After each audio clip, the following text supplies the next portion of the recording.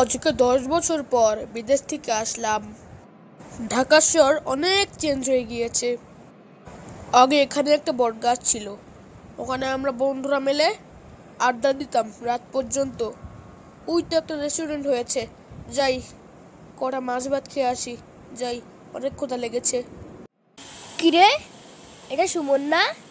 ভাই কতদিন পর আসলি? চল রেস্টুরেন্টে যাই, কটা খেয়ে আসি। আচ্ছা ঠিক আছে, চল। অসাধারণ টেস্ট। আজকে 10 বছর পর বিদেশ থেকে আসলাম, মাছ ভাতের কথা ভুলেই গিয়েছি। এবার তো চলে এসেছিস, এখন রেগুলার খেতে পারবি। আর কি বিদেশে যাওয়ার প্ল্যান আছে নাকি? না বন্ধু, আর বিদেশে যাব না। ঢাকা শহরে ভাবছি কি এখানে একটা ব্যবসা চালিয়ে দিব। অনেক খাওয়া দাওয়া হলো, চল, টাইম নেই, চলে যাই। আচ্ছা ঠিক আছে, চলে যাই।